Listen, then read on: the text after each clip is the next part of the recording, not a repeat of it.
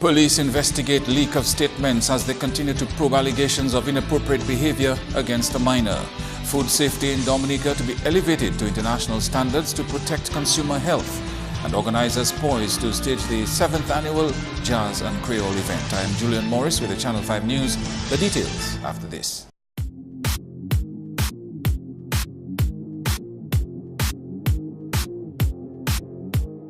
First stop investigation opens into leaking of police recorded statements in recent allegations of inappropriate behavior by high-profile men. Superintendent of Police Kofi Williams says this is the first time he has had to investigate the leaking of witness statements. I was detailed by the Chief of Police a couple of days ago to carry out an investigation into a breach of confidentiality or the leakage of an official witness statement in a report of alleged sexual abuse. A statement recorded from a witness is supposed to be confidential and it is not supposed to be in the public domain. I still maintain it. I still maintain that it is an indictment on the police force, and I think I'm speaking for most police officers. We are not happy about it, and I can say that my chief is definitely not happy about that breach that occurred. Williams says the Office of the Director of Public Prosecutions and the legal minds associated with the matter are best suited to say what bearing this leakage could have on the case. He says he cannot give a time frame for the completion of his investigation into the leaked statements. Well, I am going to give it my best shot, and as soon as possible, the file will be forwarded to the Chief of Police for his determination. What sort of impact do you think that can have on public trust in the police force as well? Well, it can have an impact, but that should not deter the public from working together with us. It's an investigation that I'm carrying out. The chips will fall wherever they have to fall, be it on the police force or elsewhere, because my investigation is not going to be concentrated strictly on the police force, but I will be looking elsewhere, in order to come to my conclusions. In other news now, Dominica is taking steps to strengthen food safety in the country. Here's Andrea Louis with more. This is among the aims of a two-day Codex twinning workshop organized by the Bureau of Standards and the Inter-American Institute for Cooperation in Agriculture, IICA. The Codex Alimentarius, or Food Code, was established by the Food and Agriculture Organization and the World Health Organization in 1963 to develop harmonized international food standards which protect consumer health and promote fair practices in food trade. In 1970, the government of Dominica became a member of the Codex Commission. A primary function of the National Codex Committee is to advise government on the implications of various food standardization practices, food quality, and evolving food safety issues, so that our national economic interest is taken into consideration when international standards are being discussed. It is hoped that at the end of this series of activities, an efficient NCCP secretariat with all systems in place will be established. Another aim of the workshop is to strengthen the capacity of the members of the National Codex Committee and subcommittees to effectively participate in the work of Codex. The twinning program was designed to complement the effort of IICA and the USDA to strengthen countries' effective participation in the Codex Alimentarius by promoting capacity building activities based on the sharing of experiences and strengths of Latin American and Caribbean countries.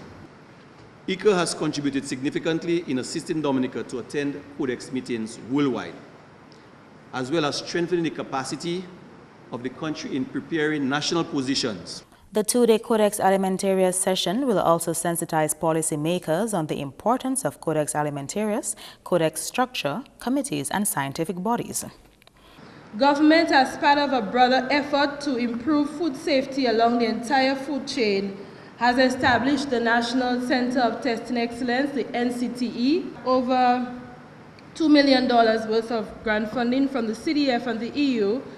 The government of Dominica is implementing the project, the NCTE Enhancement Project, where we will be completing by the end of 2016 a microbiology, chemical and environmental lab. We believe that these labs will assist in providing services for the testing of chemical contaminants in food, animal feed, water, soil, and veterinary drugs, among others. The workshop is being facilitated by Codex experts from Costa Rica and Chile. Andrea Louis, Channel 5 News. And law enforcement authorities are cautioning drivers that new traffic arrangements along Pottersville are complete and in full effect. This follows a survey at Pottersville by the Traffic and Licensing Department to manage traffic. Among the new traffic arrangements is one way on Potter Street, allowing traffic to only travel south, and one way on Stieber Street, which only allows traffic leaving the West Bridge. And coming out of that survey, a number of things were recommended. Number one, it was realized in an effort to make it easier for emergency vehicles, Stieber Street would have to be a one-way street. Also, to provide another easy access to motorists traveling north out of the city. It was realized again that to facilitate that, Stieber Street ought to be a one-way street. And additionally, to ease traffic congestion in the Pottersville area. That recommendation was approved by the Chief of Police. The head of the traffic department says since sensitization of the new arrangements is continuing, drivers will be given a chance to get familiar with the signage. It's a new arrangement. I do not expect the general public to be aware. And that is why we are here as well. So we have discretion as usual in every execution of our duty. We have a discretion. So our aim at this point is to really bring about the awareness of the arrangements. If you drive for a no entry, you have committed an offense. And the penalty is $150. It's a ticket offense. So you'll be issued a ticket on the site, on the scene, and then if you wish to contest that ticket, you may wish to go to court and say you didn't go to the no entry. And if you're found guilty at that after the hearing, you will be fined. You can be fined a bigger penalty, which is more than $150. And it's all systems go for the staging of Dominica's 7th edition of the annual Jazz and Creole event. Here's Andrea Louis once more. This tourism product, introduced in 2010, has significantly grown and added to the country's economy over the years. The event is scheduled for 15th May 2016. Dominica's Jazz and Creole Festival is still in its growth stage. However, from inception in 2010 to 2015, the festival has generated much interest and attendance has more than doubled. In 2010, just over 600 patrons attended. And in 2015, over 1,900 patrons attended, of which 74% were paying patrons. Ticket sales increased 17% from 2014 to 2015. Dominicans are being encouraged to take ownership of the Jazz and Creole event. The Jazz and Creole Festival emerged out of the recognition by the Ministry of Tourism that we had to expand Dominica's festival tourism product as a key strategy in our efforts to increase awareness of the destination and to host and retain visitors to the island. Another priority for the Ministry of Tourism is its role within the broader engine of economic growth. The Jazz and Creole Festival is intended to support the state machinery that facilitates this growth. Undoubtedly, the festival brings much economic activity to Dominica, especially to the Portsmouth area. I encourage all of you to take ownership of the festival and support its growth and success by partnering with the DDA as we host Jazz and Creole 2016. The success of this year's festival will redound to successes for all involved. Our Jazz and Creole Festival, therefore, facilitates the environment for self-actualization and cultural enrichment. Cameron Pierre of Dominica, Soft from Guadeloupe, and Elan Parley from Trinidad are among the artists expected to perform at this year's Jazz and Creole. Government has been commended for its efforts at integrating climate change issues into the National Land Use Policy and the National Physical Development Plan. The head of a German research team wrapping up a visit to Dominica this week says such mainstreaming is crucial. But he goes on to say one has to see how these policies and plans translate into concrete measures and action in the future.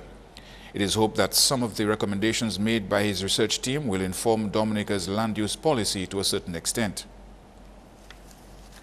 One of the areas of concern is that there are no single-use shelters that are used only as disaster shelters. We always have multi-use facilities that during the day serve as schools or resource centers or community centers, and in the event of a disaster then are used as shelters. So therefore, for any public building that is being built, the possible use as a disaster shelter should always be in our minds, and more specifically, therefore, disaster management issues should be firmly anchored in public building codes and in planning permission procedures. The research team says it's impressed with the diligence of shelter managers in the Kalinago territory. It's the team's view that this voluntary network of active citizens and local institutions calls for equally committed funding for retrofitting and upgrading disaster shelters. You're watching Channel 5 News. Coming up, the State College, its third spring commencement ceremony, and more.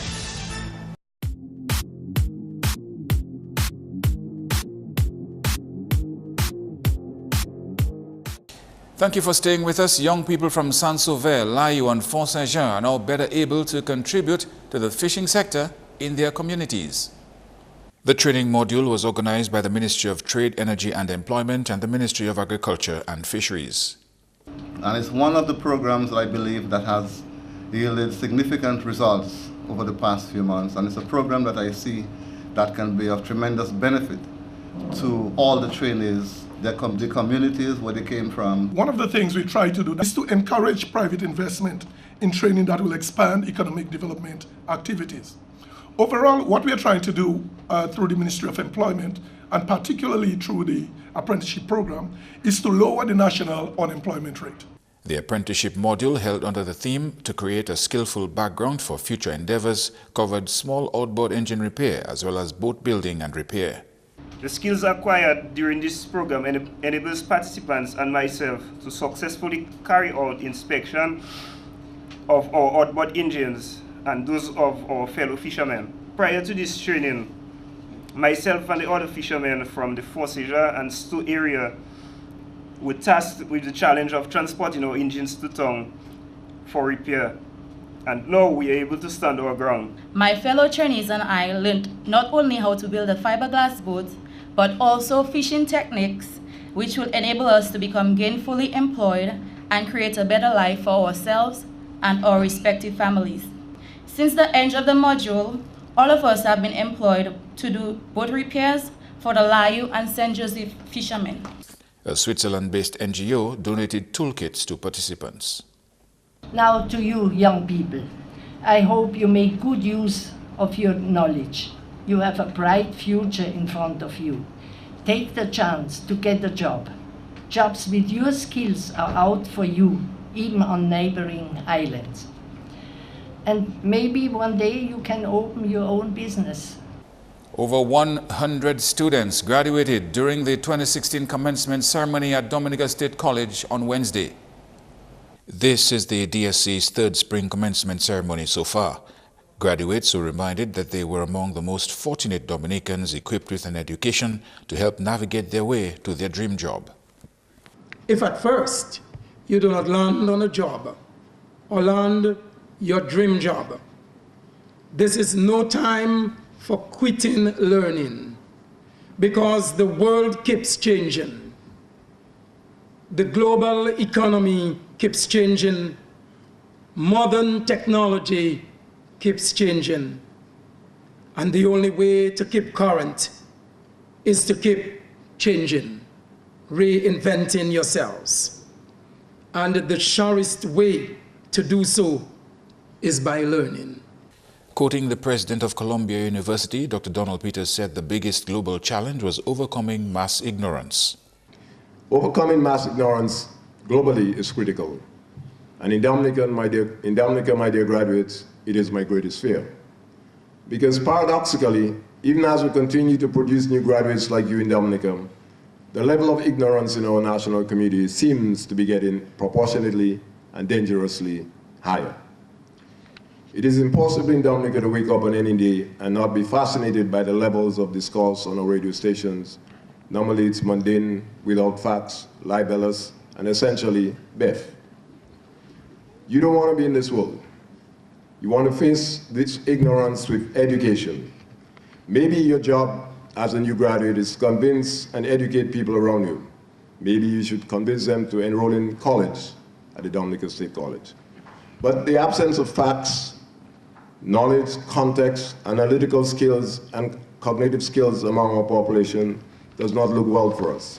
So I'm charging you today, as graduates of the Dominica State College, to do everything you can to help someone in your neighborhood to come back to college or to come for the first time. Drawing from her own life experience, the keynote speaker sought to inspire graduates to pursue authentic happiness. During those final years of graduate school, I realized that for me to be happy, I needed to find my purpose in life. This resulted in a change of priorities. I thought back through my life to what made me truly happy, what made me feel like a productive individual, not only in terms of financial return, but also socially, emotionally, and spiritually. Here I am today, giving purpose to my life, impacting positively on the lives of young people. To achieve full life or authentic happiness, there are 4 components that are needed. First, one must possess a true family. Dr. Eugene pointed to high self-esteem, finding meaning or purpose in what they do, and having a spiritual or moral life as among the other aspects of happiness. Marie-Louise Royer, Asha Peltier, Frances Jolly, and Adeline Larocque received the Bachelor of Science degree in nursing. 98 associate degrees and 3 certificates were conferred. The award for building and civil engineering went to Akim Amos Wilshire, biology, Shakina Moise, and geography, Dominic Green. And parliamentary representative for St. Joseph constituency has encouraged young people from the area to use their newly gained skills to earn an income. The Honorable Kelva Daru made the remarks when he delivered an address at a closing ceremony for an apprenticeship module which focused on the repair of small engines. I was very happy to see that program kickstart because really and truly, the government will never be able to employ everybody. Whenever you are able to pass on skills to the individuals, you empower them and give them the opportunity to provide for themselves and their families by enriching them with these skills. But very importantly, the boat building module is one that is very important because fishing is a very lucrative sector. It is an area that I believe that once our fishermen are properly managed and they have the resources and the equipment, they can make a lot of money from fishing. Young people from St. Joseph constituency and the communities of Font Saint-Jean and Saint-Sauveur benefited from this apprenticeship module. The government of Dominica is continuing to find innovative ways to create an enabling environment for our people. The trainees are now equipped with a new set of skills and can now return to their communities and Dominica by extension to assist fishers with boat engine repairs at various landing sites, allowing the fishermen to dedicate more time to the sea, therefore yielding greater catches, leading to an increase in revenue. 20 participants graduated from the training module. And 6 schools will further showcase their knowledge of the Francophonie community over the weekend. Once more, we go to Andrea Louis. The Mademoiselle Francophonie pageant, scheduled for 19th March, is one of the highlights of Francophone Month. This is among the many activities to help children better understand and appreciate the French culture. Every year we have 6 to 8 students who represent different countries of the Francophonie. So every year we choose a new set because we have 80 countries to go through. What they do, they educate on the countries, the population, their favorite foods, their culture and so forth. The students do a speech in French, so that's a way of also promoting the French language at schools. And then the last round is what we call the Francophone round, where they wear something semi-formal of the country. So you get a lot of information on the country. Not only do you get to see the way of the country, you get to learn about the country, the demographics, the culture, the language. Over the years, it's been very good. It's been very educational. We've gotten a lot of good feedback, and we're hoping that this year it's the same, that people will learn at the end of the pageant. They have left with some information on what the Francophone is all about. Leilani Leslie of Massac Primary School will represent Togo, Adessa Hodge of the Wattenwaven Primary School, Djibouti, Malaysia Francis of the Saint-Sauveur Primary School, Mozambique, Simone Moses of the Mondron Primary School representing Monaco, Janelle Phillip of the Granfort Primary School will represent Ghana, and Jadian Eustache of the Castlebridge Primary School will represent Switzerland. Activities for Francophone Month are put on jointly by the Ministry of Education and the National Francophone Commission. International Francophone Day will be observed on Sunday, 20th March, with a church service. Dominica joins 79 countries in observing Francophone Month in March. That's news. Your sports highlights next with Kenny Williams.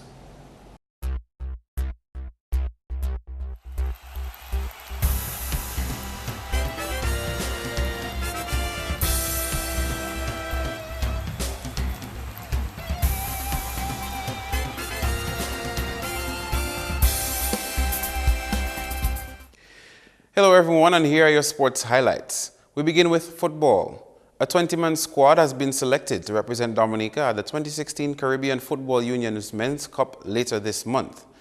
3 newcomers, 3 overseas-based, and 3 returning players will form part of that team. Here's a list of players who will represent Dominica at the competition. The newcomers are Andres Joseph, Giles Mitchell, and Eustace Marshall. The overseas-based players include Julian Wade, Anthony Frederick, and Brian Thomas. Making a return in national colours are Euclid Bertrand, Kelrick Walters, and Errol Blaise. The rest of the squad reads Glenson Prince, Rallison Pascal, Malcolm Joseph, Hubert Prince, Egbert Walsh, Dalton Bannis, Chad Bertrand, Travis Joseph, Sidney Lockhart, Randolph Peltier, and Delroy Parker. The team leaves the country March 23 for the British Virgin Islands, where they will take on the BVI on March 26. They return March 27 and take a 2-day break, then play Martinique on the 29th of March at Windsor Park at 7 p.m. Dominica, the BVI, and Martinique are in Group 7 of the competition. In cricket, Afghanistan and Sri Lanka met at Kolkata in a duel of bat and ball to determine which team was the better of the two. Greece ended on 153 for 7, Asghar Atan Kizai 62, Sami Ullah Shenwari 31, and Noor Ali Zadran 20. Tai Sarai Pereira took 3 for 33 and Rangana Hira 2 for 24. Sri Lanka replied with 155 for 4. Tila Karatne Dilshan took 83 not out. Meantime, Friday, Australia and New Zealand will be in competition, while England and South Africa will have bat and ball in hand. Going back to football, there was 1 win and 1 draw in action from the Dominica Football Association's All-Island League on Wednesday. Only 2 of the 4 matches were played. Dr. Daru All-Stars of Petit Savan and South City United played to a 1-1 draw at the Pori playing field. Odell Robbins scored for Dr. Daru All-Stars, with Sabwez Fountain scoring for South City United. While at the Newton playing field, Digicel Newton Juvenile Academy Harlem United crushed Haitian Angels 5-0. Michael Pinard, Giles Mitchell, Kieron Maglo, Elwin Jalui, and Kwame Bell scored for Harlem United. The second match at the Newton playing field, as well as the match at the Benjamin Park, were called off due to waterlogged conditions. On the basketball scene, rainy conditions at the Massac court prevented play Wednesday. However, the games continue Thursday night and the finals Friday in action from the Dominica Amateur Basketball Association's 2016 President's Cup. On Thursday, Detroit Blazers will take on Kyrie FM Old School in the first game, while in Game 2, Elijah Law Chambers Thunderers will come up against Fast Cash Prowlers. The games are scheduled for 7 and 9 respectively. The finals will be played on Friday at 8 between the winners of Games 1 and 2. In netball, overcast conditions at the Dominica Grammar School hard court did not stop the Spartan team as they made their dominance known with a 34-point difference in action from the 2016 Big Edge Financial Express Netball League Wednesday. Anna Marie Xavier, 36, and Melissa Williams, 20, were the double terror stirring up trouble for Jazz team as they led Spartans to a 56-point victory. The losing team could only produce a mere 22 points as Magdalene Fergus, 15, and Verna Graham, 7, struggled to be competitive. Meantime, the league continues Sunday with 2 second division matches. At 3, it will be New India Assurance Celtics as they take on the Northern Contractors Limited Portsmouth Secondary, while at 4:30 it will be Cocoa Town Cafe Portsmouth Secondary School versus Sparts. Both matches are carded for the DGS hard court. In some more cricket, the women's T20 format had a round of play between England and Bangladesh as the teams contended for the win Thursday. England won the toss and chose to bat, setting the target at 153 for 7. Charlotte Edwards hit an impressive 60, while Natalie Skiver supported with 27. Jahanara Halam picked up 3 for 32 for Bangladesh, her team replying with 117 for 6. Naigar Sultana scored 35 and Salam Khatun 32 not out. Ayana Shrubsole picked up 2 for 27 for England. Meantime, on Friday, the women of Ireland and New Zealand will play in a day-night match in Mohali, while Australia and South Africa women will meet up in Nagpur for their T20 match. That's all the sports for now. I am Kenny Williams. Join us again next time. Coming up, your weather report. Good evening. Welcome to tonight's weather broadcast. I am Janelle Macpherson. Weak unstable conditions today produced cloudy skies across the southern portion of the eastern Caribbean. Visible satellite imagery showed low-level clouds across the southern islands of the Lesser Antilles. Radar imagery indicated widely scattered showers across the southern islands today. The weather for tonight is expected to be partly cloudy with some widely scattered showers. Similar conditions are expected tomorrow with temperatures peaking near 31 degrees Celsius. Sea conditions tomorrow are expected to be moderate with waves peaking near 7 feet. For the next 3 days, partly cloudy skies and some widely scattered showers can be expected. An increase in wind speeds are expected by the weekend. An increase in wave heights to peak near 8 feet is also expected. Throughout the Caribbean tomorrow, weak unstable conditions will result in widely scattered showers and partly cloudy skies. On the international cities forecast, clear skies expected in New York and Beijing, partly cloudy skies expected in Caracas, cloudy skies expected in Miami, and overcast conditions in London. The sun will rise tomorrow at 6:10 a.m. and set at 6:16 p.m. For up-to-date weather information, please visit our website at weather.gov.dm or call the weather hotline at 447-5555. Thanks for viewing and have a good night.